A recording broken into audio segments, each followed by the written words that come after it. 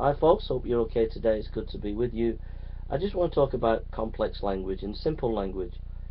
A lot of people on the internet today, especially skeptics, they will try to bamboozle you with complex words.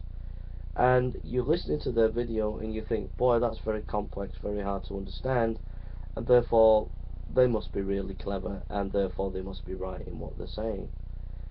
But actually, they're not correct, because if they were truly correct, they would actually explain their ideas in a more simple, accessible way. So you've got to be very careful. The top academics, the best academics, always, always, always have a simple style.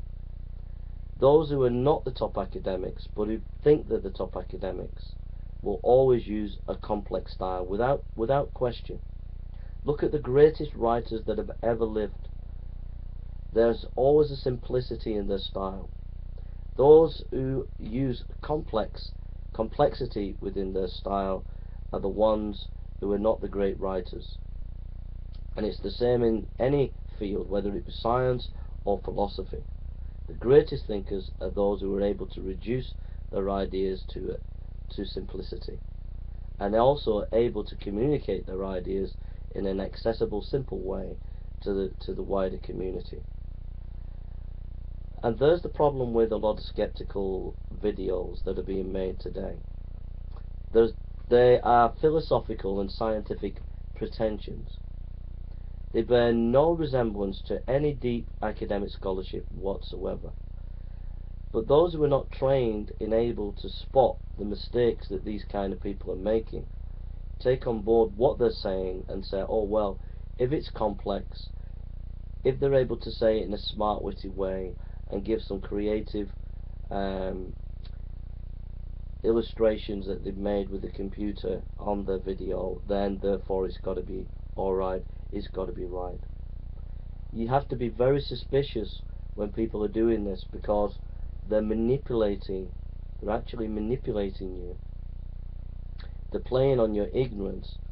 They're playing on the fact that you probably won't go and investigate what they're saying. They're playing on the fact that they probably, 9 times out of 10, probably they will not have given you any references for you to go and research.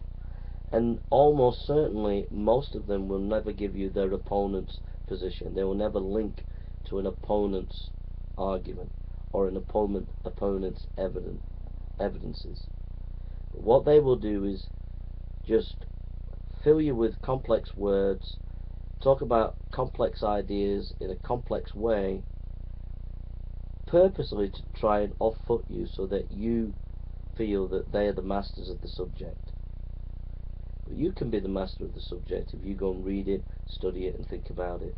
So don't be put off, don't be hoodwinked, don't be drawn into these kind of people on the internet who are skeptics, who try to come across as clever, talk big flowery words, and present these cool, clever videos. Because if you sat down and you went through what they're saying with a pen and looked at the information that they were saying and researched it, went into it, you'll find that these people are actually doing a disservice to the academic community and the disciplines that they're talking about. And the fruit is that they almost never link to opposing views and the resources that you can get from the opposing view. And that's a key to know that these people are not being genuine.